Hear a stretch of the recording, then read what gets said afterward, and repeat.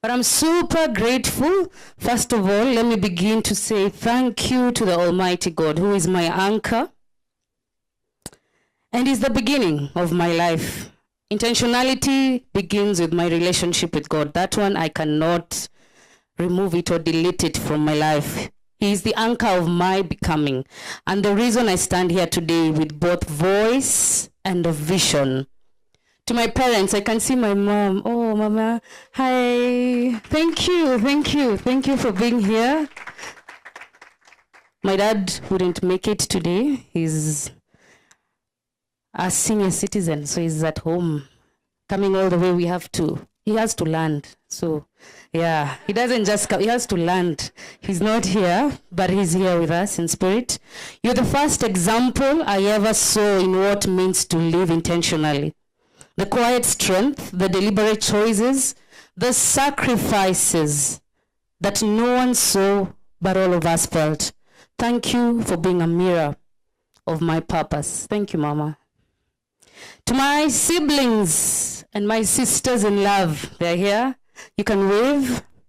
Thank you for showing up in your own beautiful, unique ways, for the support, the laughter, the ideas, and even the tough questions. Each of you has helped me grow in ways I'll never forget. To my friends and my colleagues, thank you for the check-ins, the nudges, the silent ways you carried me where I didn't even ask. To the man, the myth, the legend, my husband. Thank you for being my rock.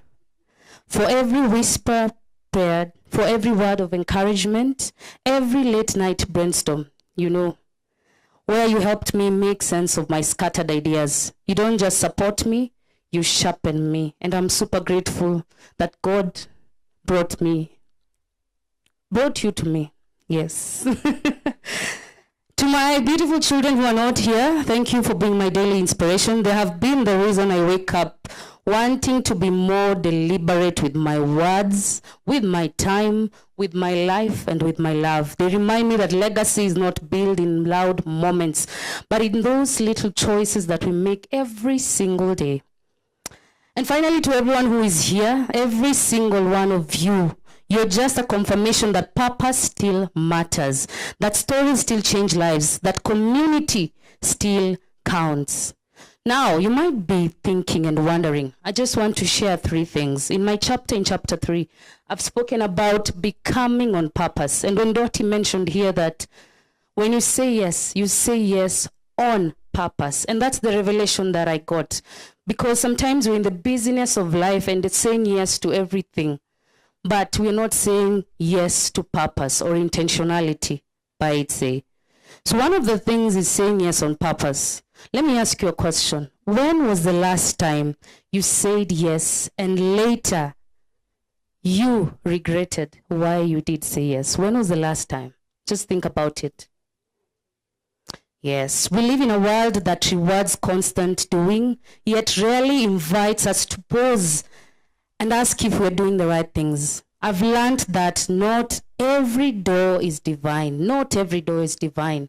And not every opportunity is yours to chase. Intentionality taught me that a yes without an alignment, without a purpose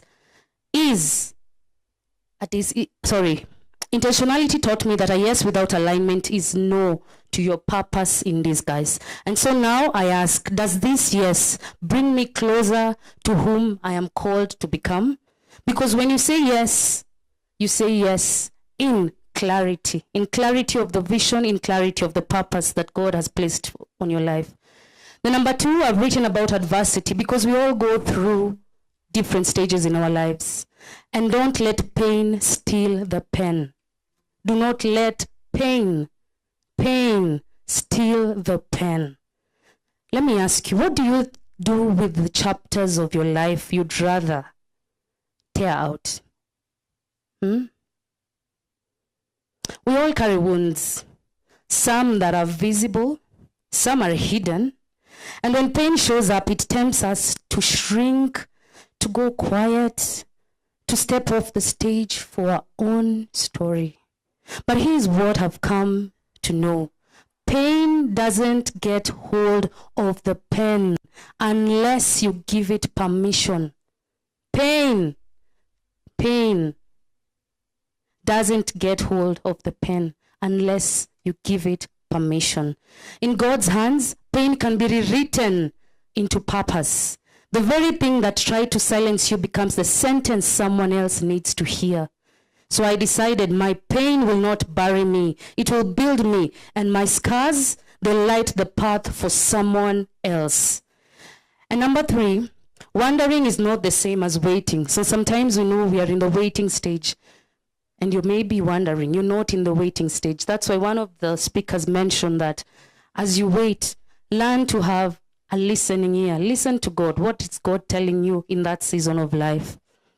I've had seasons where everything looked fine on the outside, but inside I was drifting. I had motion, but no meaning. I was achieving, but not arriving. Intentionality helped me recognize the difference between waiting and wandering. Waiting when purposefully is preparation. You're waiting.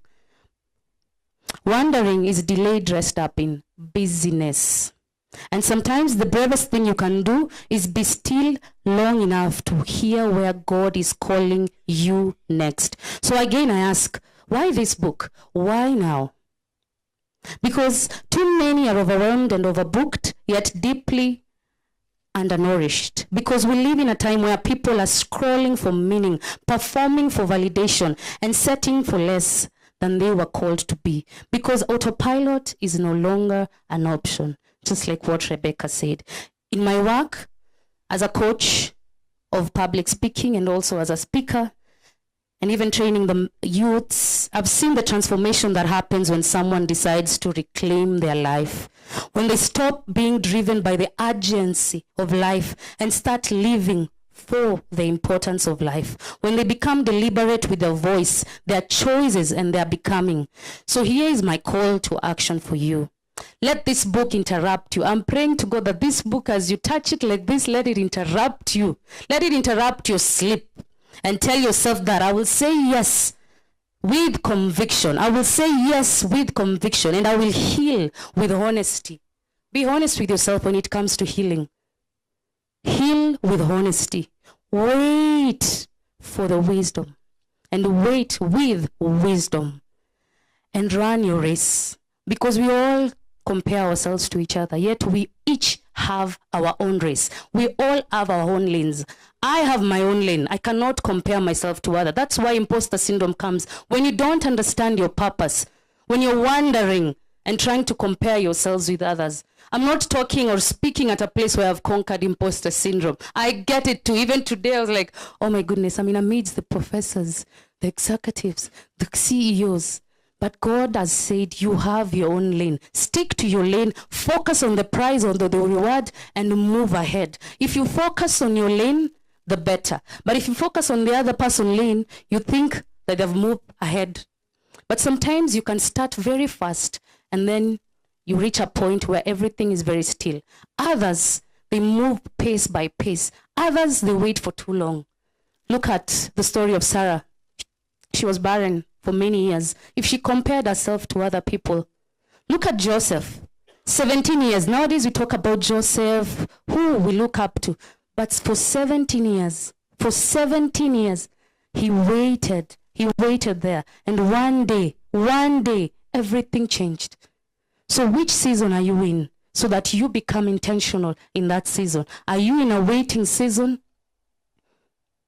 Or are you in a place where you require wisdom?